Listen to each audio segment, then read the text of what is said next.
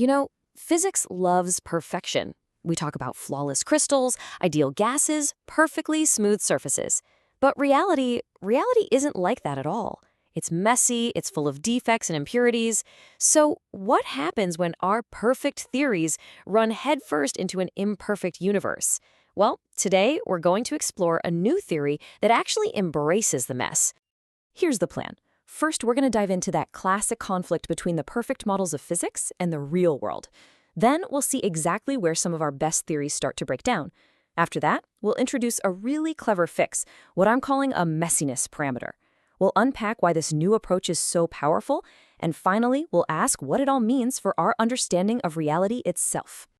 Okay, section 1, physics, the ideal versus the real. This is where we lay out the fundamental challenge, right? Our clean textbook models often just can't handle the wonderfully chaotic universe we actually live in. Think about it. Physics textbooks are filled with these ideal systems. Everything is pure, uniform, totally predictable. But the real world? It's all about non-ideal systems. They've got all the impurities and defects that make things complicated and, frankly, a lot more interesting. And that's the gap our theories have to find a way to cross.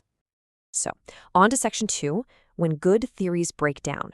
You see, even one of the most successful theories in all of physics, I'm talking about quantum electrodynamics, or QED, which describes how light and matter interact with mind-boggling accuracy.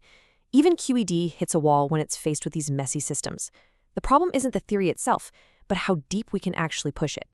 To really get why, we need to understand a concept called leading order, or LO. Just think of it as the first best guess in a physics calculation. It captures the biggest, most obvious part of an interaction. For a lot of theories, it's a fantastic start, but it's rarely the complete picture. Because right after that first guess comes the next to leading order, or NLO. This is the crucial correction, the next layer of detail that gets you closer to the real answer. To get a truly accurate picture, you have to be able to calculate it. The problem is, sometimes you just can't. This quote from PRS Carvalho really nails the issue. He says that if a theory can only give you that first guess, that LO results, then it's not truly fundamental. Physicists have a name for this. They call it an effective theory. It works on the surface, sure, but it's a huge hint that we're missing a deeper truth.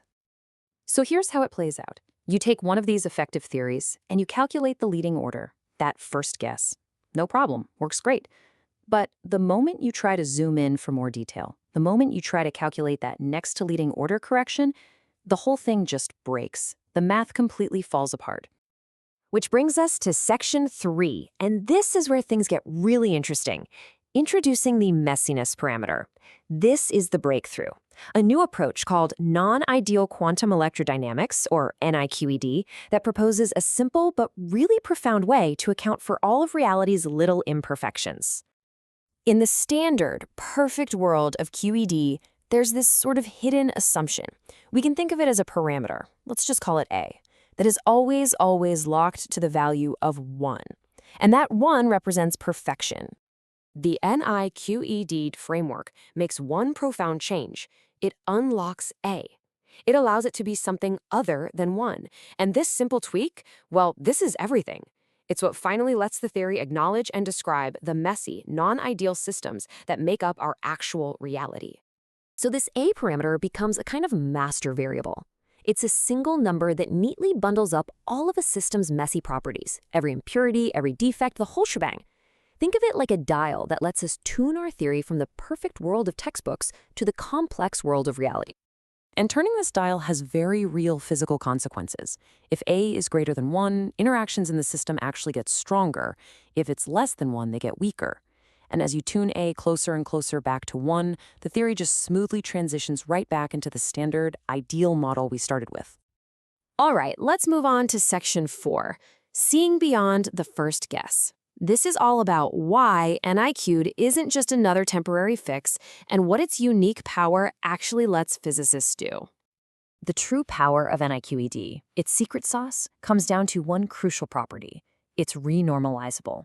Now, that's a bit of a technical term, but the idea behind it is pretty simple. It just means the theory doesn't spit out nonsensical, infinite answers when you push it for more precision. It's what separates a useful approximation from a truly fundamental law. And this is the critical difference. Remember how those effective theories broke when we pushed them for that NLO precision? Well, because NIQED is renormalizable, it holds firm. It works consistently at the first guess, the second, and beyond. It just doesn't fall apart under pressure. Let's make this super concrete. Here's the classic equation for the Coulomb potential. It basically describes the electrostatic force between charged particles. This is the standard, ideal version you'd find in any physics textbook. And here is the NIQED adjustment. To adapt this fundamental law for a messy, real-world system, we just multiply it by our A parameter. That one simple change gives the equation the power to handle reality. It's so elegant. And here's where we see the real payoff. For a complex process like this electron-positron annihilation, the older theories for non-ideal systems get stuck. They can only get that first guess, the LO. They literally can't go any further. But NIQED breaks right through that barrier and successfully calculates the next leading order. This gives us a level of precision that was just impossible before in these messy systems. And this brings us to our final section, a more fundamental reality. So let's zoom out and look at the bigger picture here. What does it actually mean to have a theory that can handle an imperfect quantum world? So if you remember anything, let it be these three things. First, NIQED gives us a much more complete and realistic description of the universe.